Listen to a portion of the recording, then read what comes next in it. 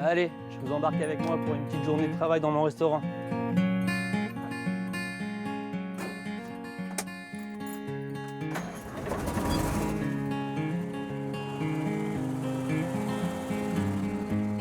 Bon, c'est un peu bruyant, hein. C'est un grand-père qui est de 1972, donc forcément, à cette époque-là, la direction assistée, ça n'existait pas. Donc ça fait un peu les bras. Issu d'une famille de restaurateurs, Julien crée son food truck 100% niçois en 2014. La recette prend bien, il enchaîne les buffets, les réceptions, il cuisine pour des particuliers ou des entreprises comme aujourd'hui à Saint-Laurent-du-Var. Allez, on va attaquer la soca. Allez-y, servez-vous, c'est meilleur chaud. Le food truck, c'était une évidence parce qu'on n'est jamais au même endroit, on ne fait jamais la même chose. Petite quichette à la ratatouille. Ensuite, vous aurez une petite bagnacca avec de la tapenade, une petite salade de poulpe. Et après, on va basculer sur du chaud. Le patrimoine culinaire, il perdure. Et même si c'est pas dans un restaurant, dans un mode classique, on arrive à partager ces moments-là avec les gens. D'où la partie vraiment conviviale. Les comités d'entreprise, les départs à la retraite, les baptêmes, les communions, des lieux entre guillemets festifs. Donc du coup, on est entouré de bonne humeur. Le principe du food truck, il y a un côté convivial.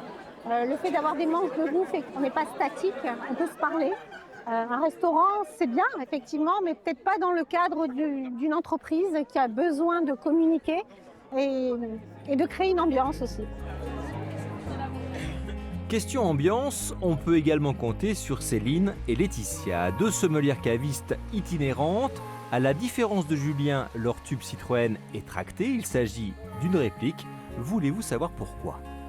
Parce qu'on est nul en mécanique, donc si on avait eu un original, en fait, si on tombe en panne, on perd notre journée de boulot.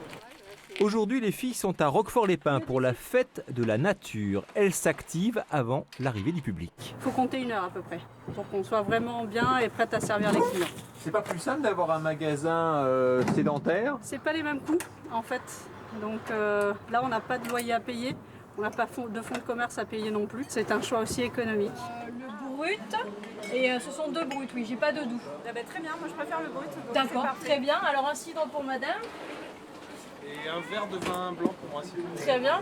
On fait des événements pour les particuliers. Chez eux, on se déplace avec le camion. Ou alors des événements publics. Sinon, on fait des vernissages où là, on est privatisé avec le camion. On se déplace dans des musées, dans des châteaux. Entre deux événements, ces passionnés de vin visitent des domaines et n'hésitent pas à travailler dans la vigne.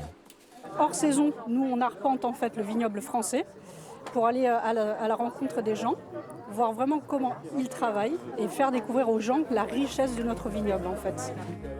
Transmettre, éveiller, déguster, Céline et Laetitia proposent des animations œnologiques. Leur amour pour le vin circule sans modération.